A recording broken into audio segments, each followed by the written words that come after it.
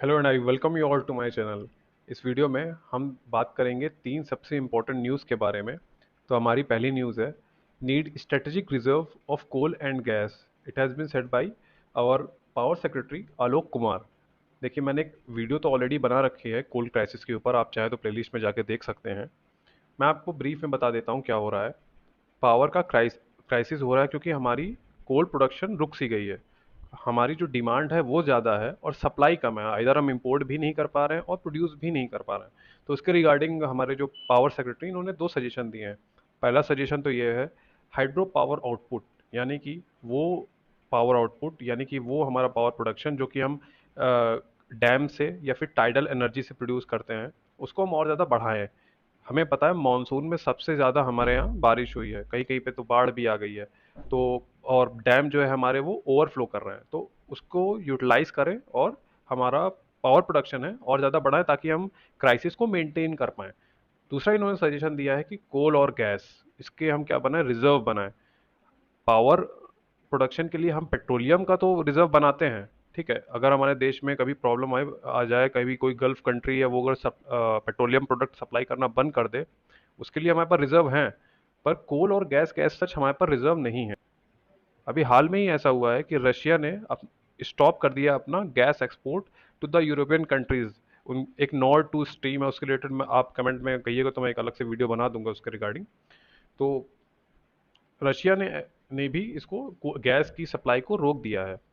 तो इससे रिलेटेड हमारे जो पावर सेक्रेटरी इन्होंने कहा है कि हमें जल्दी ही ऐसा रिजर्व बनाने की ज़रूरत है।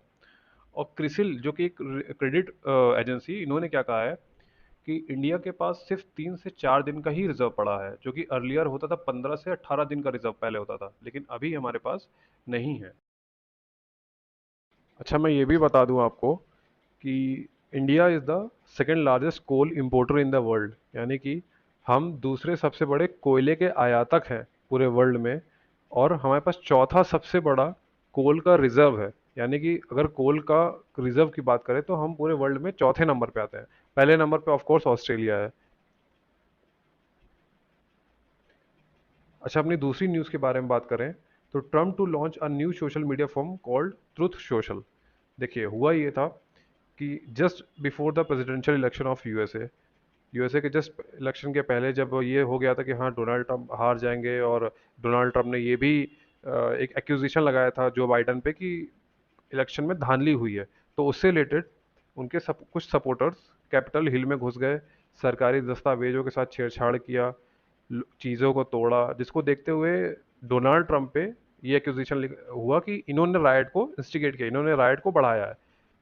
तो इसको देखते हुए जो जायंट कंपनीज है लाइक फेसबुक, ट्विटर, यूट्यूब, इन्होंने ट्रम्प के सारे अकाउंट्स को ब्लॉक कर दिया। देखिए, अमूमन कोई अगर इस तरह का राइट फैलाता है तो ये करना अच्छी बात है, नो डाउट। लेकिन एक हेड ऑफ द स्टेट यानी कि एक्स प्रेसिडेंट, आप उसका अकाउंट ब्लॉक कर दे रहे हो, तो कल को वो अपना एक पॉइंट ऑफ व्यू रखना भी चाहेगा तो वो रख नहीं सकता है, ठीक है। क्योंकि वी नो दैट पॉलिटिक्स में एक परसेप्शन ज़्यादा चलता है। तो उस केस में ट्रम्प के साथ जो किया गया, मुझे पर्सनली मेरा मानना है कि अगर उस जगह पे जो बाइडन होते तो उनके साथ ये नहीं किया जाता।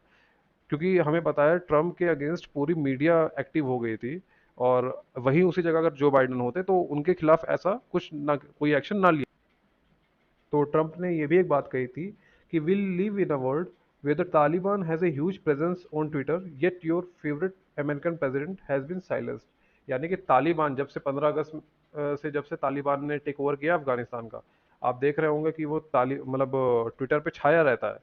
पर उसी जगह पे जो प्रेसिडेंट है, जो अमेरिकन प्रेसिडेंट रह चुके हैं, उन्हें साइलेंस कर दिया गया है बाय यूजिंग दिस टैक्टिक्स। अच्छा, अपनी तीसरी और आखिरी न्यूज़ के बारे में बात करें तो UN unveils fund for people's economy in Afghanistan.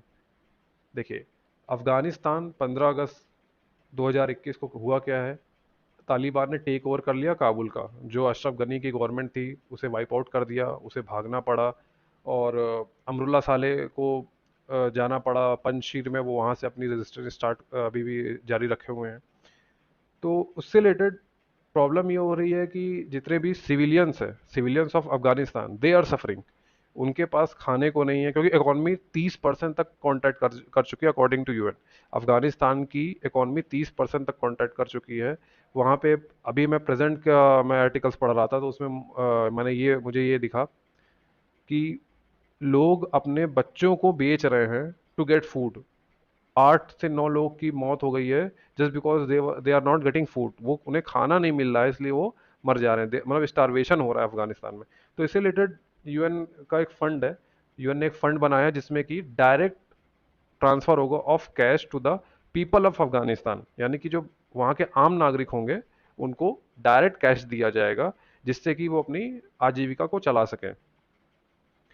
अच्छा, यूएन ने ये भी कहा है कि जो जर्मनी है, इन्होंने पहला ऐसा कंट्री है जो कि जिसने प्लेज किया है कि हम डोनेशन देंगे, जो कि है $58 मिलियन की। देखिए, प्लेज तो इंडिया ने भी किया है, प्लस सबने किया है, लेकिन जर्मनी ऐसा क्यों कर रहा है, इसके पीछे भी एक रीज़न है। अमूमन हम लोग ये सोचते हैं कि कितना अच्छा देश है, जो कि यूरोपियन कंट्री है, अच्छी इकोनॉमी है, इसलिए वो दे पा रहा है। ऐसा कुछ नहीं है। बात इतनी सी है कि देखिए, कहीं से भी क्राइसिस होता है, कहीं से भी एक रिफ्यूजी क्राइसिस होता है। आप अफ्रीका उठा लो, आप मिडिल ईस्ट उठा लो, सीरिया उठा लो, कहीं से भी उठा लो, तो लोग हमेशा ये प्रेफर करते हैं कि वो यूरोप जाएं। यूरोप जाने का फ़ायदा ये होता है कि वहाँ पे एक्सेप्टेंस उन्हें मिलेगी, उन्हें फ्रीडम ऑफ स्पीच, जो उनके जिस कंट्री में वो रह रहे थे, जिस कंट्री में वो शरिया मांग रहे थे, जिस कंट्री में वो इस्लामिक रूल मांग रहे थे, जो फ्रीडम उन्हें वहाँ नहीं मिलेगी, वो फ्रीडम वो दूसरे देशों में जाके आसानी से ले सकते हैं। दूसरा ये होता है कि इकोनॉमी अच्छी है, यूरोप की इकोनॉमी अच्छी है, तो इसका फ़ायदा उन्हें ये मिलता है कि उन्हें जॉब इजीली मिल जाती है। तो यूरोप इस समय रेफ्यूजी क्राइसिस को सफ़र कर रहा है, तो इसीलिए यूरोपियन कंट्रीज़ पहले आती हैं अगर उन्हें कोई डोनेशन को देना हो। अच्छा, यूएनडीपी ने ये बात भी कह रखी है कि 12 महीने में, ये जो 12 क्राइसिस जब 15 अगस्त से शुरू हुआ, इसके 12 महीने तक हमें अराउंड $667 मिलियन लगेंगे to run the country of Afghanistan. Afghanistan की इकोनॉमी को चलाने के लिए एटलीस्ट $667 मिलियन की ज़रूरत पड़ेगी। तो आज के लिए बस इतना ही। अगर आपको ये वीडियो पसंद आए तो लाइक और सब्सक्राइब जरूर कीजिएगा और शेयर कीजिएगा अपने दोस्तों के साथ। Thank you.